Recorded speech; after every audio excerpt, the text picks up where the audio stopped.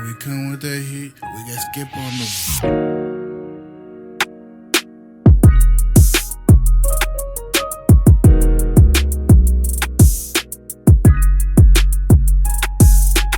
Public Fades NFL week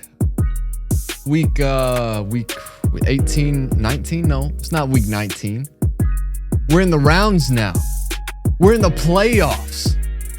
Jeez, where did the time go? What round is it? It's the first round. It's the wild card round. Public Fades NFL wild card best bets here on $1 Million Radio. Thanks for tuning in, everybody. Man, we've had a fantastic season. We finished out the regular season last week going 2-1. That is 3 weeks in a row. We went 2-1 in our 3 plays each week. And now the year-to-date total.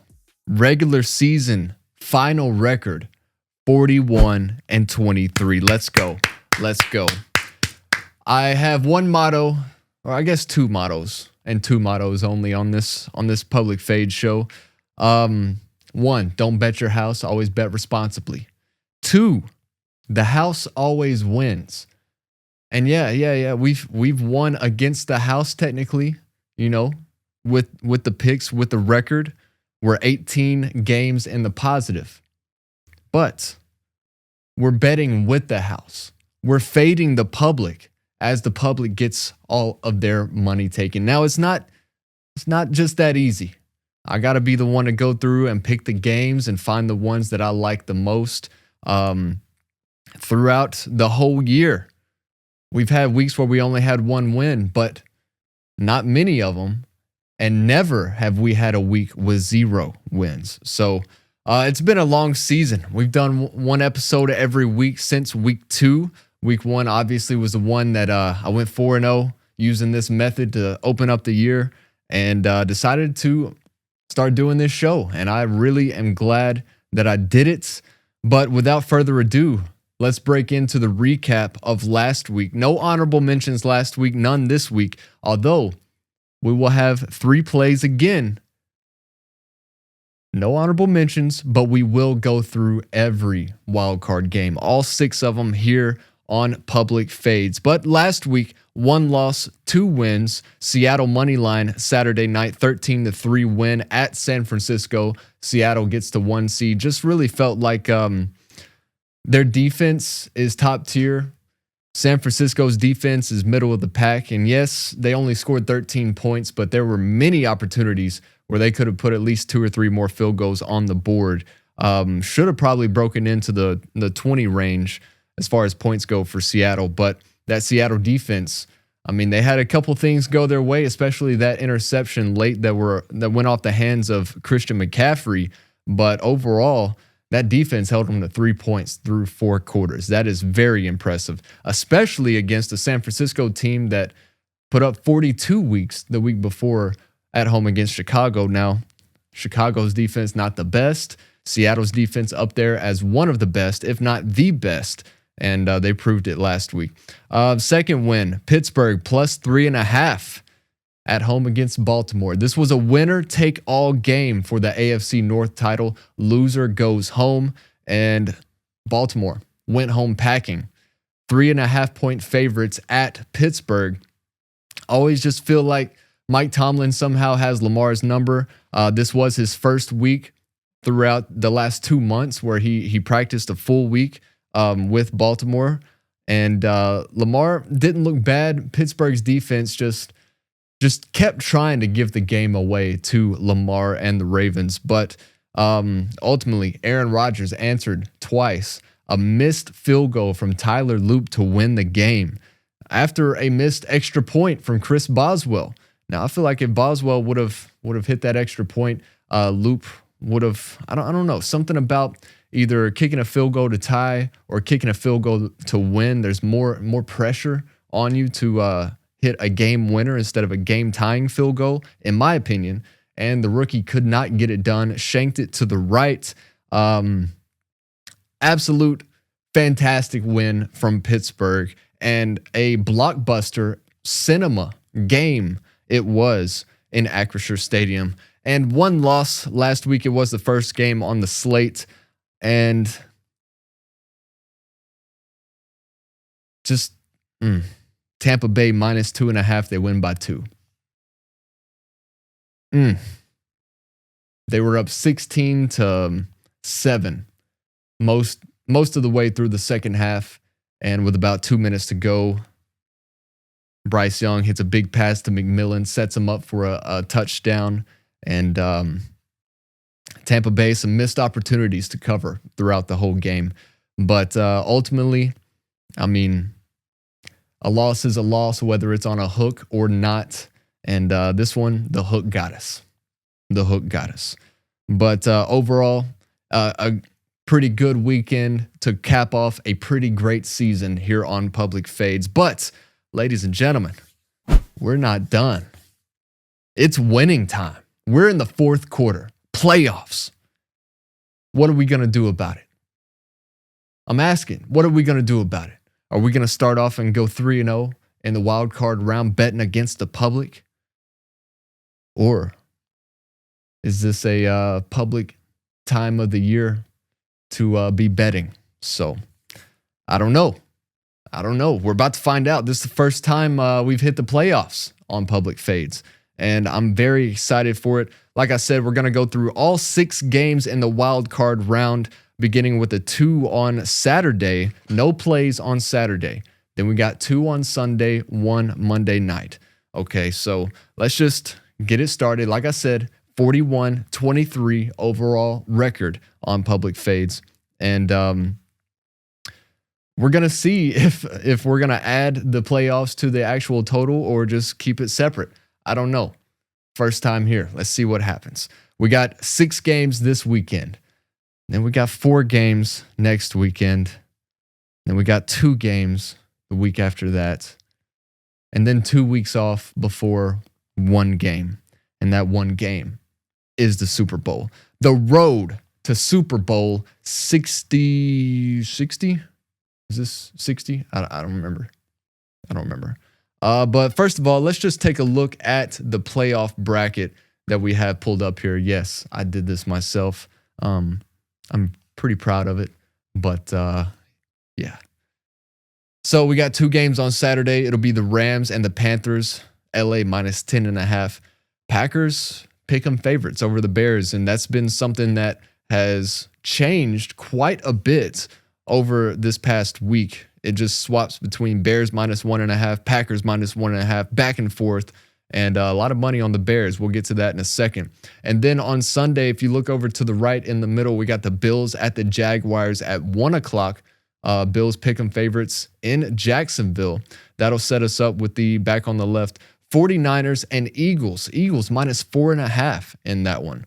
And then Sunday Night Football, Patriots and the Chargers minus 3.5 for New England. Monday Night Football, Texans minus 3 on the road at Pittsburgh. So this is the road to the Super Bowl, and it does look like Super Bowl 60 LX. I think that's what that means.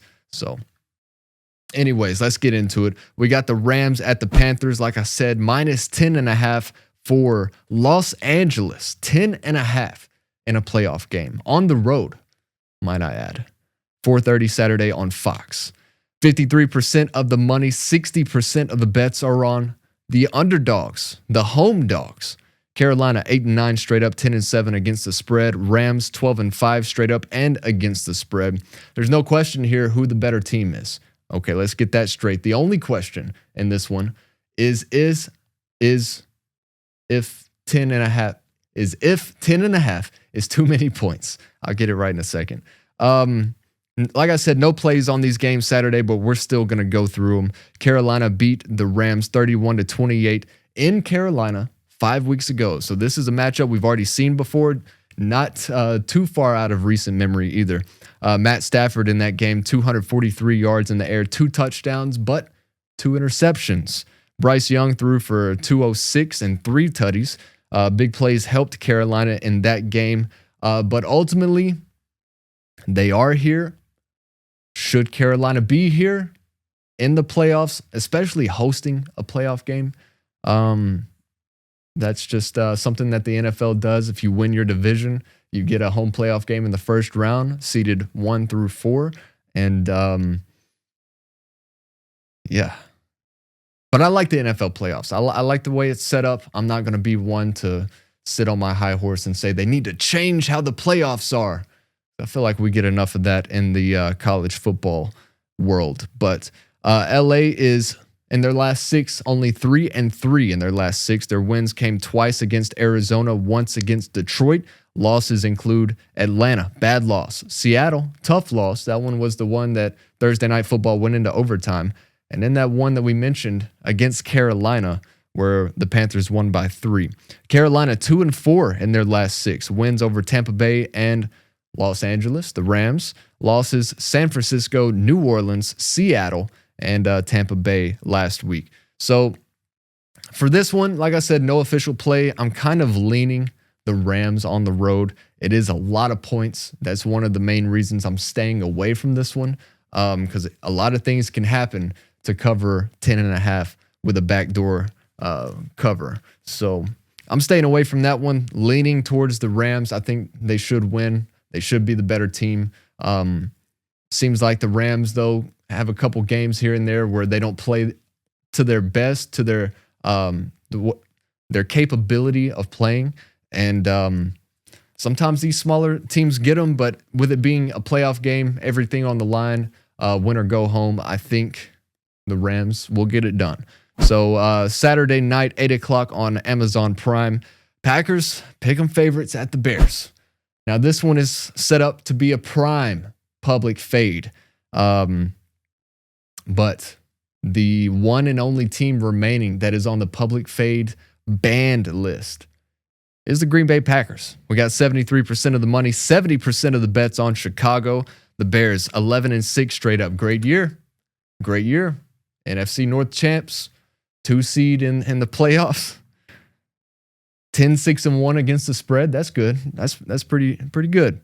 Green Bay 9-7-1 straight up, 6-11 against the spread. Not too good against the spread. A lot of those losses were coming, pretty much the whole season, where they would still win games but not cover the spread. And now Green Bay's on a 4-game losing streak going into the playoffs. Not a lot of momentum for Green Bay. They were able to take a week last week and hopefully heal up a lot of injuries they've sustained over the last few weeks, and pretty much this 4-game losing streak that they've been on. Haven't won since the Micah Parsons injury in Denver a few weeks ago. That was the first of the 4 losses, 1-4 in the last 5. Last win against Chicago, but it was the one at Lambeau Field. Chicago 2-3 in their last 5, 2-game losing streak. San Francisco, tough game for them. Detroit last week, tough game for them. They were down pretty much the whole game. Once again, came back in the last few minutes of the fourth quarter, and Detroit was able to kick a game-winning field goal to win that one. So Detroit went out. Detroit went out. That's pretty much it. Went out on a win. Might get Mike McDaniel, offensive coordinator. Who knows? A lot of things have happened this week as far as coaching situations go. But for this game, I'm leaning Green Bay money line. Again, no play for me. Can't bet on the Packers. I made a pack. No pun intended. I made a pact, and I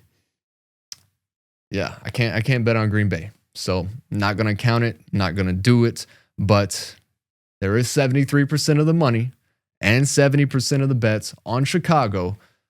Last time Chicago beat Green Bay in the playoffs was the weekend after Pearl Harbor, back in the 40s.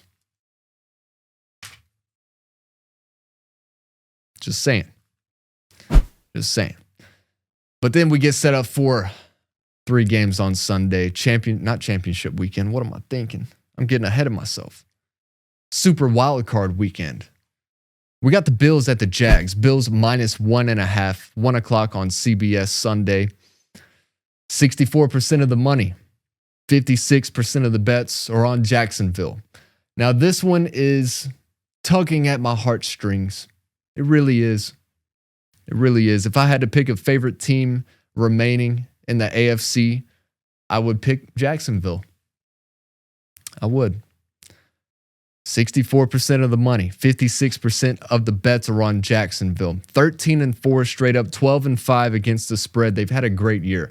Liam Cohen, first-year head coach. Trevor Lawrence really took a step forward here in the second half or so of the season. Buffalo 12-5 straight up, 7-10 against the spread. Not great against the spread, but with it being a pick'em game, let's see what happens. Jacksonville 5-4 is how they started through 9 games. First half of the season, 5-4. Since then, 8 wins in a row. They've really just turned it on. Buffalo 6-2 in their last 8 in that same span. They had a 13-12 loss against Philly at home a couple weeks ago, a game that they should have won. Should have won because they should have put up more than 12 points. Also should have won because Josh Allen missed a throw on a routine throw. We see Josh Allen make crazy throws all the time, and he just kind of led a receiver too far on a 2-point play to win the game, and that was that. So a 13-12 loss against Philly, 23-19 loss at Houston on Thursday Night Football a few weeks ago, back in November. Like I said, I love this Jags team. They're playing with house money, no pressure. First-year head coach Liam Cohen, give him an extension already. Trevor Lawrence, big step this year, give him a contract extension already. Like I said, no pressure for the Jags. They're going into this one. They're at home.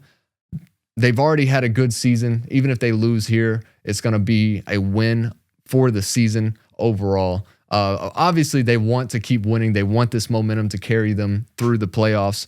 But the Bills have all the pressure. Absolutely all the pressure. They always have good seasons, and then they lose in the playoffs. It's just what happens. But the pressure only gets amplified here because there's no Patrick Mahomes. There's no Lamar Jackson. There's no Joe Burrow standing in Josh Allen's way. This is the first time that those 3 quarterbacks haven't been in the playoffs since 2017. This will be the only time in Josh Allen's career that this ever happens. The Bills have to win. The pressure is on Buffalo in this one. So, like I said, Jacksonville, 8 wins in a row. They're at home. Buffalo, up and down season. A few games that they've lost that they absolutely should have won. Why is Buffalo the favorite? I'll tell you why. Because they're going to win this game. And it tugs on my heartstrings, like I said earlier, because I've become a fan of this Jacksonville team. I don't think I would have ever thought to say that in my life. But they've been so fun to watch. We saw the game in Denver a couple weeks ago. That was a public fade, Jags plus 3.5, and they won outright convincingly, double digits in Denver, playing bully ball. They showed that they can compete with how tough the Denver team hits, with how tough they defend, and they showed that they can play that type of football and win against a team doing so. But no playoff experience for Liam Cohen. Not much playoff experience for Trevor Lawrence and company. Josh Allen, Sean McDermott, they've been here before. They do what they do, and they don't have those big 3-headed monster, the big 3-headed monster in the AFC standing in their way this time. They have to win. They have to go on a run on the road, as they'll have to do that throughout the whole rest of the playoffs. But I just think they get it done. We're buying it down, Buffalo money line. And we're going to see what happens. And this will be a game where if we're 2-1 going into divisional round next weekend, if we're 2-1 this week, and the one loss was Jacksonville beating Buffalo, I can live with that. But we'll just have to see what happens. We got Buffalo money line to start off the slate on Sunday. Then 4:30 on Sunday, 49ers at the Eagles. Philly, minus 4.5 point favorites on Sunday. 50% of the money, 64% of the bets are on San Francisco. The public is split. The sharps are split in this one. Don't really know what to do. This one will have no official play. San Francisco 12-5 straight up, 11-6 against the spread. Philly 11-6 straight up, 10-7 against the spread. This is two very good and evenly matched teams in my opinion. I may be leaning towards the Philly defense being better than the San Francisco defense, but inversely, the offenses and defenses, or for either team, I think the San Francisco offense is better than the Philly offense. But it's playoff time. Saquon hasn't had a great year. Philly hasn't had the best year. They did win their division. They are sitting at the 3rd seed in the NFC, and 49ers had a chance at home field, the 1 seed in the NFC playoffs. They could have been playing at home all the way through the Super Bowl because that's where it's being held. Now they'll have to go on the road until they get back home if they make it that far. This one is a toss-up for me, but whoever does win this game could go on a run. Warning right now, especially if Philly gets another home game, which they should. I'm kind of leaning San Francisco with the points. Just because it's 4.5, it opened up at 3.5, it's moved. The money is still split 50% on both teams, but Philly could show up doing what they need to do in the playoffs. They are the defending champs. They know what it takes. Saquon hasn't had the best year, but now it's the playoffs. What are you going to do about it? You're going to feed Saquon the ball. Jalen Hurts is going to be a little bit more reckless as far as the legs go. He's going to be lowering that shoulder a lot more, tucking it and running it, and maybe that brings down the safeties and puts more in the box, and then you hit A.J. Brown down the field or Devontae Smith anytime touchdown. Let's look at that one, okay? Let's look at that one. Not going to be an official play, anything in this game, but Devontae Smith anytime touchdown seems pretty, just let's look out for it, okay? Wink, wink. Then, Sunday Night Football. We got the Chargers at the Patriots. Patriots minus 3.5. 63% of the money and the bets are on New England at home. Number 2 seed versus number 7 seed. New England 14-3 straight up, 12-5 against the spread. Great year. I think they rank dead last in strength of schedule. The Chargers 11-6 straight up, 9-8 against the spread. They've had a pretty good year. They've kind of flown under the radar. The Chargers have. They've got some really big wins this season, but they have a few losses where, maybe they're against good teams, but they just definitely didn't play their best. And that raises the eyebrow of why you would want to pick the Chargers in this matchup. They have lost 2 in a row. Last week at Denver, rested their starters. No Justin Herbert. A couple weeks ago at home against Houston, they lost that one. Just kind of a bad overall team effort in that game. Although it was a pretty close one. New England 4-1 in their last 5. Their only loss in that span came 35-31 at home against Buffalo. They've had a great year. 4-13 last year, flipped it into 14-3 this year under Mike Vrabel. Drake May, MVP talks all season. This is his 2nd year, first ever playoff game. Luckily for him, it is at home. This is where, if Drake May and New England go on a run, if they make it to the AFC Championship game, they don't even have to win it. But if they win this game and the next one and put themselves in that position where they could be playing for a Super Bowl, we're going to get a lot of Brady talk. We're going to get a lot of Brady talk out of New England going into next year and the years to come, because Drake May is here. The Patriots are back. Mike Vrabel, best coach in the NFL in my opinion. This is maybe a little bit too soon. Maybe they flounder or whatever that word is at some point in this playoff run. But maybe it's this game. I don't know. But going forward, what I'm saying is the Patriots are going to be a problem once again. The Chargers, they've had a pretty good year too, lost some tough matchups, but one stretch run that I'm looking at, and if they can get back to playing this type of football, then the Chargers are slept on, in my opinion. It happened a few weeks ago where they lost to Jacksonville 35-6 in Jacksonville. Just one of those games where Chargers, what are we doing? This was where Jacksonville was really showing that they were heating up and went on this run. But after that, they had a bye week. Then they beat the Raiders 31-14.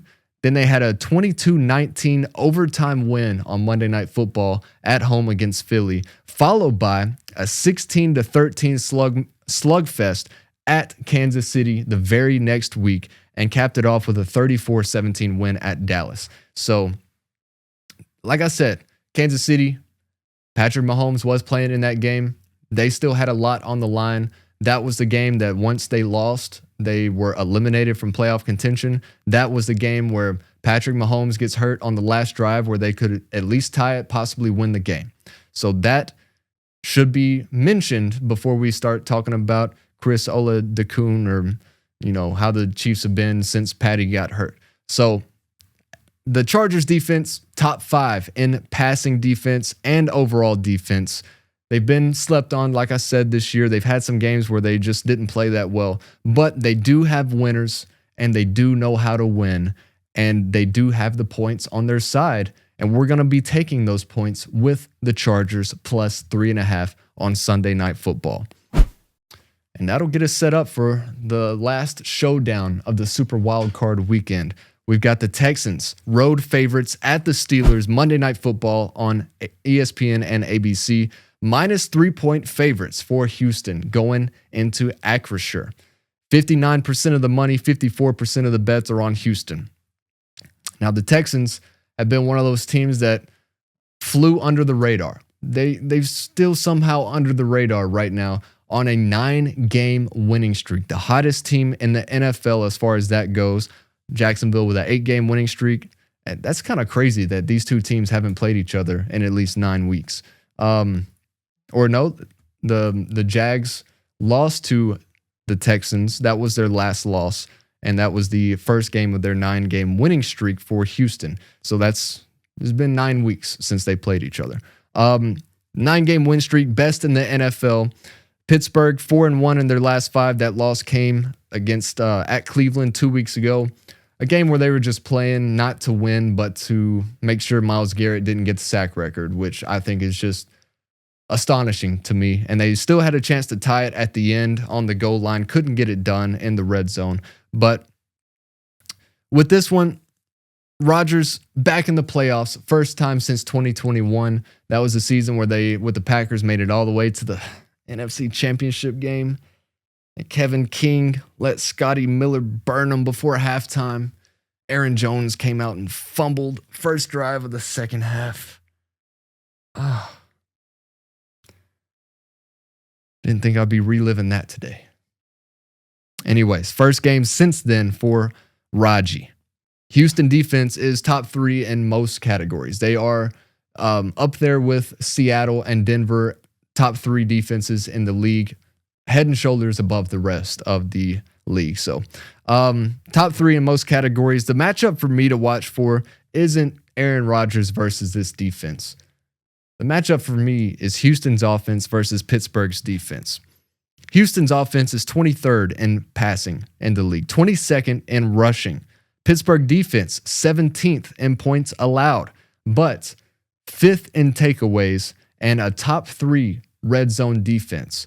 This is two teams that are going to slug it out all 4 quarters. Pittsburgh lives for these types of games. It's going to be tough for Rodgers to move the ball and get points on this defense. It is.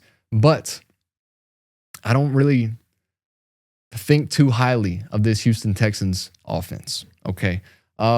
This is going to go all 4 quarters.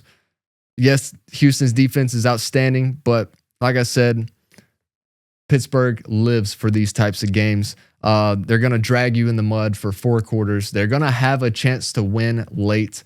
And with the points, I just feel like, obviously, I hate pushes. We'll get to it in a second. But Rodgers has seen and he's beaten every type of defense in his career at some point. So this isn't going to be something where he just looks lost and doesn't know what he's doing. As long as they can keep him off the ground and not be getting hit by Will Anderson and company on that defensive line, who they are scary.